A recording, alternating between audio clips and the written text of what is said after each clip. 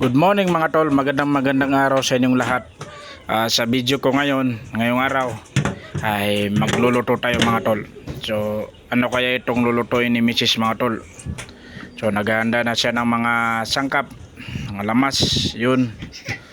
At saka mayroon ding gulay mga tol. So sayuti yan mga tol. So iniisip ko, tinatanong ko si Mrs. kung ano ang lulutuin niya. Kaya ito ang naisip ko mga tol. So bago ang lahat mga tol, ito pala yung anak ko mga tol. Magandang prinsesa mga tol. Ito ang munting prinsesa ko mga tol. So tara mga tol, puntahan natin yung naisip ko mga tol na lulutuin natin. Lulutuin ko ngayong araw mga tol. So nasaan na mga yun? Nasaan na ba yun? Ito mga tol, parang nandito sa loob. Iyon no. Ayun mga tol. So naisip din bang naisip ko mga tol? Tama mga tol. Ito ang ating lulutuin ngayon. Huli ka. So ito mga tol, lulutuin ko ngayon. Lulutuin namin ni Mrs. itong alaga kong manok mga tol. So ang gagawin ko dito mga tol ay titinulahin ko ito mga tol. So para naman matikman or makaulam din naman tayo sa unang pagkakataon ng ating alagang manok mga tol. So yun mga tol, yun mga tol, tapos na. Bilis 'di ba? Parang nitix lang. So bago ang lahat mga tol, bago ko yan ihiwain mga tol, ay ang ginagawa ko pala o ginagawa namin mga tol, nakasanayan na namin itong manok na to mga tol, lalo na pag ito ay bata pa ay at saka native na manok.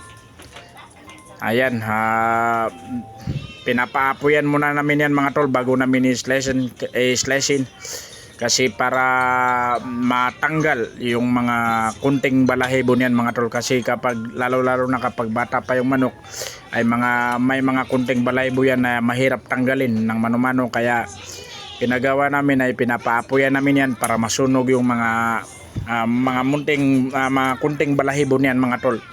Saka masarap din yung manok mga tol pag ganyan ang ginagawa mga tol. Pinapaapoyan muna bago i-slicein, paghiwa-hiwain at saka bago lutuin mga tol. So yun mga tol, sunugin muna natin, paapoyan muna natin mga tol para matanggal yung mga kunting mga balahibo niya mga tol na mahirap tanggalin mga tol. So yun mga tol.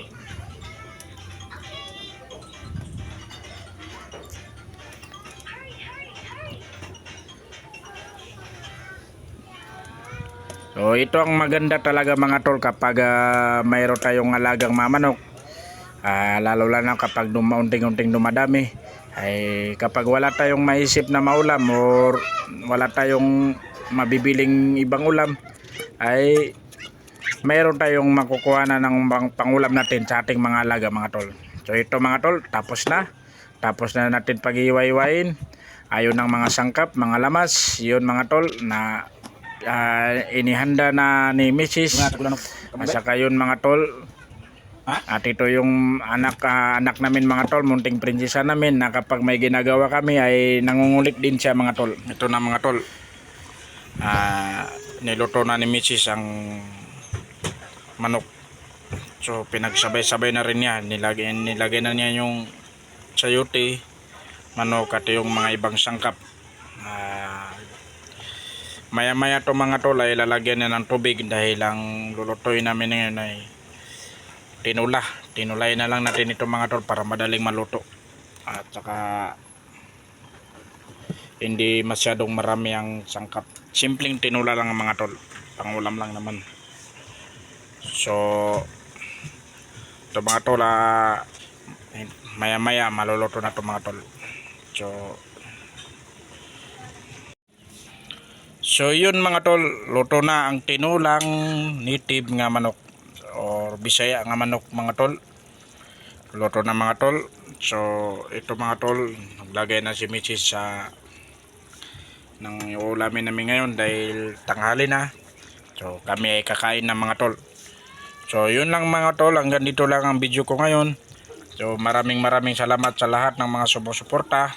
Please subscribe sa my channel mga tol. Maraming salamat po sa inyong lahat.